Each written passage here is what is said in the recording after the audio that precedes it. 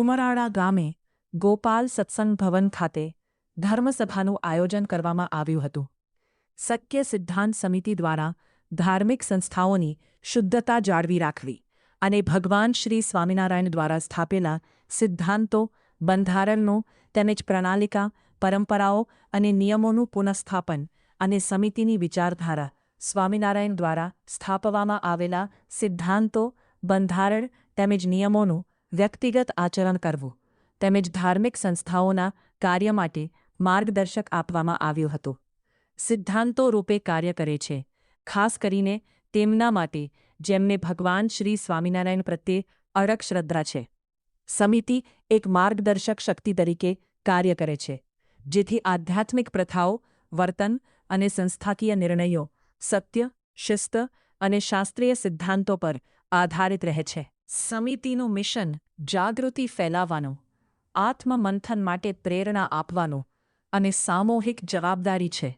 સત્ય સિદ્ધાંત સમિતિ વર્તમાન તથા આવનારી પેઢીઓ માટે ધર્મની પવિત્રતા તેમજ સનાતન ધર્મનો એક ભાગ હોવાથી તેની સાથે ભાવના જાળવી રાખવાનો સંકલ્પ લેવાની જરૂર છે. ધર્મરક્ષાના અભિયાનમાં સહભાગી થવા તમામને આહવાન કરવામાં આવ્યું હતું.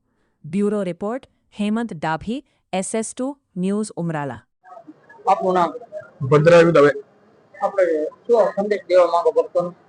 અમે આ સમિતિ દ્વારા એ સંદેશ દેવા માંગીએ છીએ કે સ્વામિનારાયણ સંપ્રદાયની અંદર બની બેઠેલા કે જેને ખાલી વસ્ત્ર સંન્યાસ કહેવાય એવા સંતો દ્વારા અને એમના આશ્રિત એવા હરિભક્તો દ્વારા જે સનાતન ધર્મની વિરુદ્ધ બફાટ કરવામાં આવે છે અને ભગવાનના બનાવેલા સિદ્ધાંતો તોડવામાં આવે છે, એની વિરુદ્ધ અમે અભિયાન ઉપાડ્યું છે. કારણ કે અમારા શ્રીજી મહારાજે આજ્ઞા કરી છે કે દર વર્ષે અમારા આશ્રિતે દ્વારકાની યાત્રા કરવી. ભગવાને જે પોતે છ મંદિર બનાવ્યા એમાં દરેકમાં ભગવાન કૃષ્ણની મૂર્તિ પધરાવી છે એમને. તે છતાં પણ આ લોકો શાસ્ત્ર વિરુદ્ધનો બફાટ કરીને સ્વામિનારાયણ સંપ્રદાયને સનાતન ધર્મથી વિમુખ અને દૂર લઈ જવાનો જે પ્રયત્ન કરે છે એની સામે અમે આ બીડું ઝડપ્યું છે અને અમે હરિભક્તો જ આની અંદર જાગૃતિ હરિભક્તોમાં લાવી રહ્યા છીએ. માટે અમે એવું ઈચ્છીએ છીએ કે કાલ ઉઠીને આજે ખાઈ અને જે અંતર વધ્યું છે એ અંતર ન વધે અને સનાતન ધર્મ જોડે એક જ લાઈનમાં ચાલીએ બધા એક સાથે થઈને અને હિન્દુ ધર્મનું ગઠન મજબૂત કરીએ, એ માટે અમે આ સમિતિની રચના કરી છે. મારું નામ જોશી કિરણ ભગવતી પ્રસાદ. અમે હરિભક્તોને એ સંદેશ આપવા માંગીએ છીએ કે સ્વામિનારાયણ ભગવાને જે મૂળ સંપ્રદાય સ્થાપ્યો છે એનું બહુ દિવ્ય સિદ્ધાંત અને બંધારણ અને નિયમો ઘડેલા છે. અત્યારે વર્તમાન સમયમાં આપણે જે સ્વામિનારાયણ સંપ્રદાય જોઈએ છે સમાજમાં, એ સ્વામિનારાયણ સંપ્રદાય છે જ નહીં.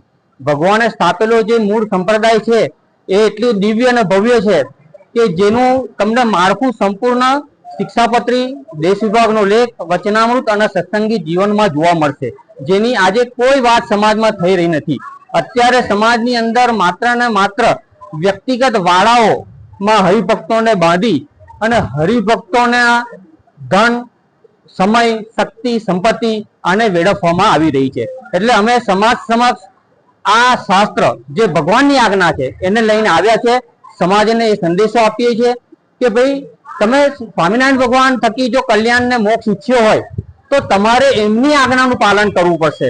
અને એમની આજ્ઞા શું છે તો એના માટે તમારે આ શિક્ષાપત્રી, દેશ વિભાગનો લેખ, સત્સંગી જીવન અને વચનામૃતને વાંચવું પડશે અને એ પ્રમાણે તમારે અનુસરવું પડશે. ઉમરાળા ખાતે હરિભક્તોએ ખૂબ સારો એવો પ્રતિસાદ આપ્યો છે.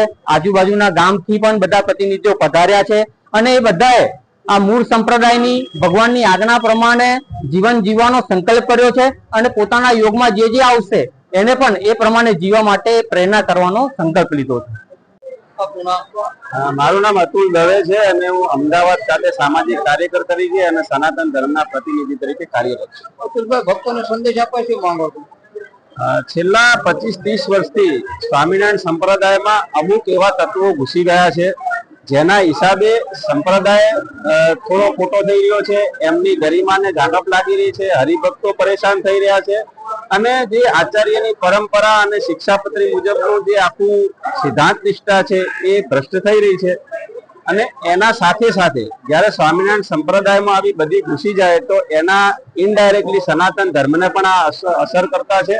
એટલે એક સનાતન ધર્મના પ્રતિનિધિ તરીકે હું આ સમિતિ સાથે જોડાયો છું અને અમારી એટલી જ અપેક્ષા છે, એટલું જ અમે કાર્ય કરવા માંગીએ છીએ કે ભવિષ્યમાં આવા જે અનિષ્ટો સ્વામિનારાયણ સંપ્રદાયમાં ઘૂસી ગયા છે અને જે છાસવારે સ્વામિનારાયણ સંપ્રદાય બદનામ થાય અને સનાતન ધર્મ વચ્ચે ખાઈ ઉભી થાય અને દેવી દેવતાઓ વિશે જે અભદ્ર વાણી કરી રહ્યા છે, આ રોકાય અને આવા તત્વો આ સંપ્રદાયમાંથી બહાર ફેંકાય અને સંપ્રદાય ફરીથી પાછો એમની જે સિદ્ધાંત હતો એ મુજબ આવે એ માટે થઈ અને સનાતન ધર્મ વતી હું પણ એમને મદદ કરવા તૈયાર છું અને આગામી સમયમાં આ સમિતિની જિલ્લે બેઠકો થશે અને લગભગ 6 મહિના પછી અમદાવાદ ખાતે બહુ મોટી સભાનું આયોજન કરવામાં આવશે અને એ સભામાં જે મૂળ સંપ્રદાયમાં હરિભક્તો સંપ્રદાયને લઈ જવા માંગે છે, જે અનિષ્ટોને કાઢવા માંગે છે, એમાં એ સભામાં સનાતન ધર્મના સંતો પણ ઉપસ્થિત રહેશે એવી ખાતરી સાથે હું આજે સમિતિમાં જોડાયો છું અને અત્યાર સુધીમાં સમિતિની આ 4થી મીટિંગ છે અને ભવિષ્યમાં જ્યાં જ્યાં મીટિંગો થશે